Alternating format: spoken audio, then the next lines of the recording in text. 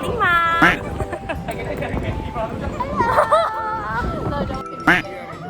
Suap, suap, suap.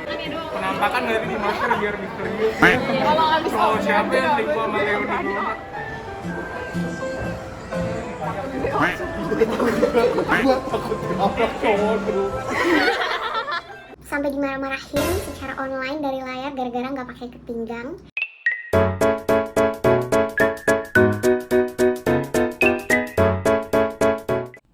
Hai teman-teman, balik lagi ke channel YouTube aku, nama aku Alisa. Di video kali ini adalah video yang banyak di request sama teman-teman mengenai Kak, bikin dong cerita pengalaman ospek online di UI itu seperti apa? karena balik lagi angkatan aku adalah angkatan pertama gitu ya yang menjalankan si ospek online ini. Jadi mungkin aku bisa sharing dan cerita-cerita pengalamanku sedikit di video ini. And ya, without any further ado, langsung aja kita mulai. Oke, pertama-tama aku bakal bagi dulu nih, apa aja sih ospek-ospek yang ada di UI. Kalau di aku sendiri yang aku jalani itu ada 5 guys.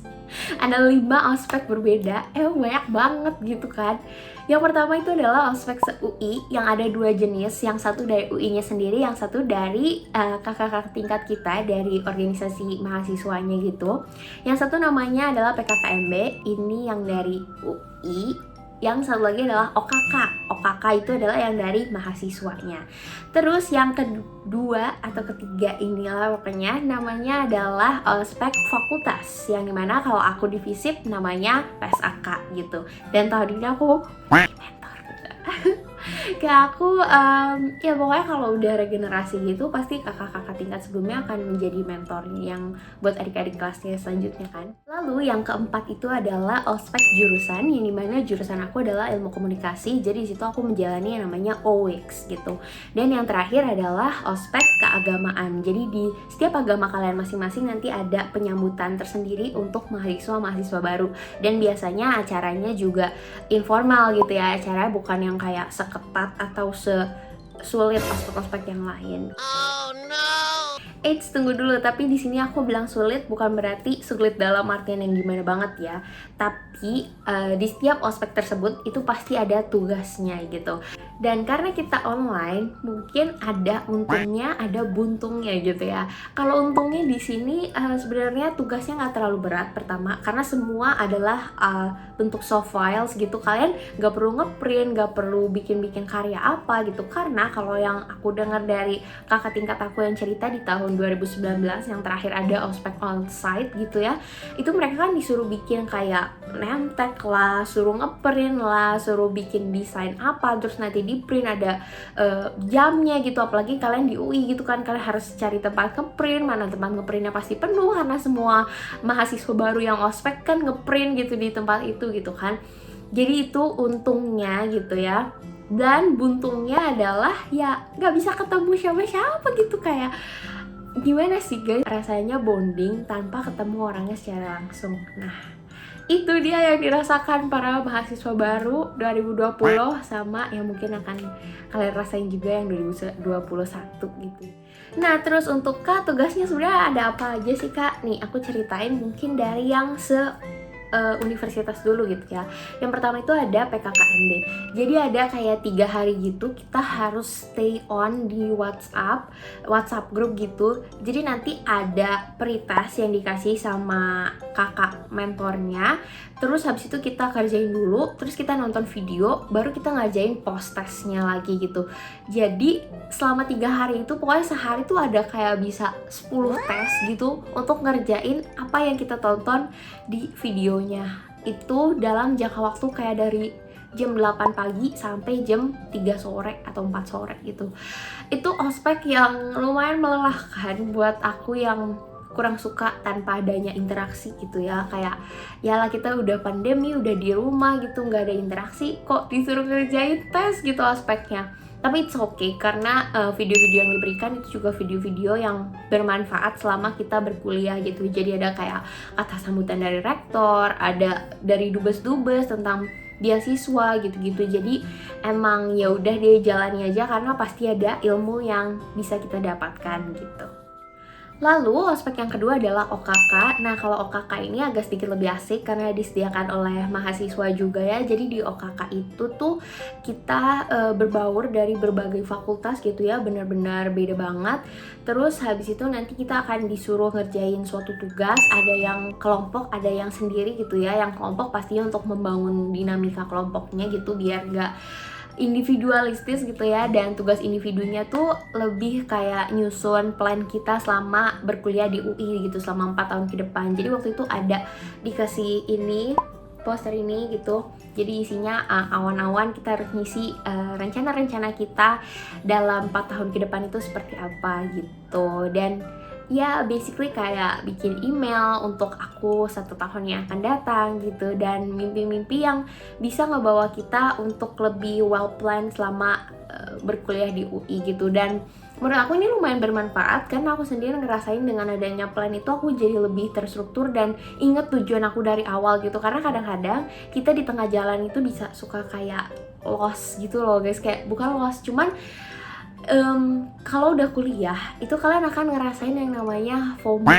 gitu loh, ngelihat orang daftar apa, ngelihat orang ikut apa, kalian tuh ngerasa ketinggalan, fear of missing out. Nah itu sebenarnya yang bikin aku ngerasa si awan-awan ini tuh penting gitu. Oke, mungkin kalian penasaran kali ya, wah budaya FOMO itu FOMO seperti apa gitu kan. FOMO di sini tuh mungkin bukan sesuatu yang serius banget atau yang big banget, tapi itu impactful gitu ke hidup kalian. Misalkan kalian ngelihat teman kalian daftar ke panitian apa, otomatis kalian tuh akan takut kayak, Aduh, kalau gue nggak daftar, gue kayaknya nggak bisa nih. tapi sebenarnya panitia itu tuh bukan sesuai dengan passion kalian. Nah itulah yang dinamakan kayak FOMO di kuliah gitu. Atau as simple as misalnya teman kalian ada yang daftar internship atau keterima internship di mana yang padahal itu bukan company impian kalian atau bukan tujuan yang mau kalian capai gitu. Tapi emang gak apa-apa banget gitu, selama kuliah itu justru orang-orang yang seperti itu membangun kita untuk lebih aktif lagi, untuk gak jadi orang yang pasif. Karena dengan adanya lingkungan yang membangun kita untuk kayak takut gitu, takut ketinggalan, fear of missing out, itu kalian akan jadi kayak lebih terbangun, lebih produktif, dan akhirnya ngikut-ngikut juga. Dan siapa tahu yang kalian ikutin itu adalah yang kalian passionate. Tapi ingat, jangan sampai kalian bener-bener gak tahu, kalian bener-bener gak mau, tapi kalian cuma ngikutin teman kalian terus akhirnya kalian terjebak. Itu gawat, karena misalnya selama menjalankan organisasi atau kepanitiaan tersebut kalian akan gak enjoy gitu jadi. Oke, setelah OKK selesai, aku dikasih kayak notes gitu dari kakaknya, lucu banget. Nah, terus habis itu lanjut ke ospek fakultas, yaitu PSAK, yang tahun ini aku menjadi mentor gitu ya. Jadi aku punya menti-menti anak-anak juga gitu di sini. Pesak tahun aku lalu tuh seperti apa sih gitu. Nah, PSAK ini menurut aku salah satu ospek yang paling seru selain OWIX. Jadi aku paling suka sih sebenarnya PSAK sama OWIX gitu. Kelompok 5.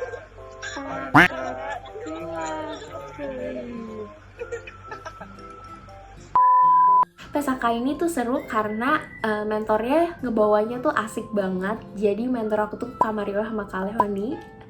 Jadi mereka yang baik banget, emang ngebimbing kita semua. Bahkan mereka tuh sampai kasih one-on-one mentoring. Nah, gimana sih one-on-one mentoring? Karena kan kita kalau misalnya di forum besar sama teman-teman yang kita belum kenal, walaupun sefakultas, walaupun sejurusan, itu kan kita akan merasa kayak gimana ya, agak takut-takut untuk ngomong sesuatu gitu kan. Tapi dengan adanya one-on-one mentoring ini, waktu itu aku bener-bener tanya semua yang memang aku pengen lakukan, dan gimana sih untuk bisa mencapai step tersebut gitu. Dan waktu itu tuh aku sempet malu-malu untuk daftar kayak kepanitiaan gitu, karena menurut aku yaitu tadinya tuh aku nggak mau kayak jangan sampai aku FOMO gitu, tapi pada akhirnya ya FOMO juga gitu kan. Jadi kalau Leoni bilang bahwa iya, kamu coba-coba aja daftar gitu. Soalnya biasanya dari kepanitiaan tersebut itu kamu bakal dapat relasi baru. Apalagi sekarang di era pandemi gini kan, kamu bakal dapat relasi baru yang gak pernah kamu kenal sebelumnya di fakultas atau di jurusan kamu gitu. Ada ruginya untuk ikut kepanitiaan dan organisasi-organisasi ini selama masih masa pandemi. Karena kalau misalkan offline itu kan kalian mesti kayak datang rapat, terus kalian harus menghabiskan waktu berjam-jam di kampus untuk rapat-rapat tersebut. Tapi yang mana sekarang karena karena online, jadi kalian bisa ngelakuin semuanya dari rumah dan rapatnya jadi jauh lebih fleksibel. Jadi itu sih one on one mentoring yang bener-bener ngebangun aku sampai akhirnya aku coba-coba aktif sampai ya pokoknya semua yang memang aku passionate dan aku penasaran aku coba gitu dan aku jalanin. Toh pada akhirnya kalian akan tahu gitu mana yang kalian bener-bener minati dan mana yang kurang kalian minati gitu. Terus di PSAK ini aku juga disuruh bikin canvas, catatan anak FISIP gitu di Twitter, atau kalian bisa kirim PDF. Tapi waktu itu aku bikinnya di Twitter, mungkin kalau kalian mau lihat, kalian masih bisa lihat, kayaknya masih ada di Twitter aku deh. Jadi di situ kita nonton video, nonton webinar dari mahasiswa berprestasi di UI, dan banyak sih pelajaran yang bisa diambil juga dari video-video yang ditayangkan di PSAK. Terus di akhir PSAK kita juga ketemuan untuk kayak bener-bener bonding gitu. Itu pertama kalinya aku ketemu teman-teman kuliah. Hai guys. Kita lagi temu apa ya namanya? Temu kangen sama anak-anak 45.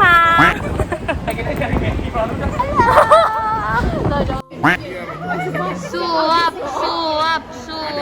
Apa gitu? Nanti gue kasih. Suap. Kamu kirim tangannya doang. Penampakan dari di masker biar misterius. Kalau siapa yang tipu sama Leoni dulu?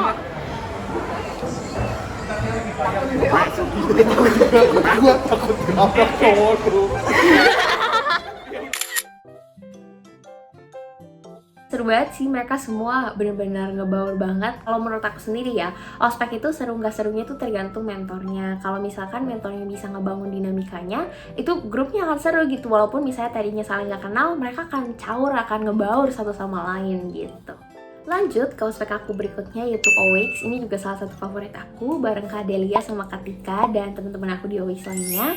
Di sini juga balik lagi masih ngerjain tugas, jadi kita akan bikin suatu project. Kalau di sini lebih serunya karena kita bikin project dari 16 SDG, Sustainable Development Goals, berarti SDG ya, benar. Jadi kita disuruh pilih, ada topiknya juga. Waktu itu aku pilihnya tentang hoax gitu karena berkaitan. Terus habis itu kita bikin kayak di Instagram page, kita nge-share infografis dan video dan lain-lain. Terus kita ada pitching juga di depan dosennya seperti itu. Jadi OWIX lebih ke tugas juga sama. Cuman kita juga bonding gitu ya satu sama lain karena mereka adalah teman-teman sejurusan kita yang bakal seperjuangan selama 4 tahun ke depan gitu. Last but not least itu adalah ospek keagamaan. Mungkin di setiap ospek keagamaan itu akan beda-beda ya, aku juga nggak tahu mekanismenya gimana. Cuman balik lagi ini sesinya lebih banyak yang informal, lebih banyak funnya, lebih banyak hahaha. Jadi ya gak terlalu jadi beban berat lah untuk ospek ini. Nah, kalau yang aku dengar dari kakak-kakak tingkat aku itu bahwa kalau misalnya onsite atau offline, ospek-ospek ini bakal jauh lebih seru karena kayak di FISIP sendiri ada kayak perayaan olahraga, keilmuan, ada FISIP juara, ada banyak banget gitu rangkaian acaranya. Sampai kalau kalian pernah dengar juga di TikTok atau mungkin di YouTube gitu, orang sharing ada latihan paduan suara di satu gedung gitu, satu aula, and ya kita nggak bisa merasakan itu. So itu sih mungkin perbedaan yang beda banget ya online sama offline. So ya itu dia tadi kelima ospek aku tahun lalu yang aku alami. Aku nggak tahu tahun ini bakal seperti apa, sama atau enggaknya selima-limanya itu gitu ya. Tapi yang pasti kan kayak PSAK itu ada, OWIX, OKK gitu. Yang kurang pasti itu adalah PKKMB, aku nggak tahu karena itu dari UI-nya sendiri.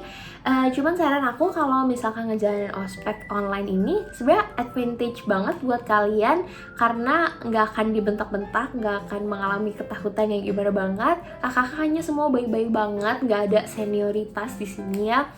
Benar-benar kalian diperkenalkan dengan kehidupan kampus yang nantinya bakal kalian tempati, bakal kalian menempuh pendidikan gitu ya, walaupun sekarang lagi masa pandemi. So ya, enjoy the ospek. Nanti kalian bakal habis selesai ospek baru ambil jakun. Nih ada yang tanya juga nih, baru masuk UI udah nanya, Kak, jakunnya kapan dibagiin? itu mesti lewat ospek dulu guys. Itu mesti melewati tahap-tahap ini dulu sampai akhirnya semester 1 berlalu baru itu jakun dibagikan gitu. Saya juga dapetnya di semester 2. Jadi buat yang nanya nih bagiin jakun kapan, masih nanti, masih tahun depan guys. So ya, semoga kalian suka sama video ini dan sedikit memberikan kalian gambaran mengenai kehidupan orientasi mahasiswa di UI yang bener-bener super fun dan lebih banyak main-mainnya sih sebenarnya gitu. Jadi kalau ada tugas pun kalian jalani aja, kalian ikutin aja, toh itu akan berguna juga buat diri kalian ke depan.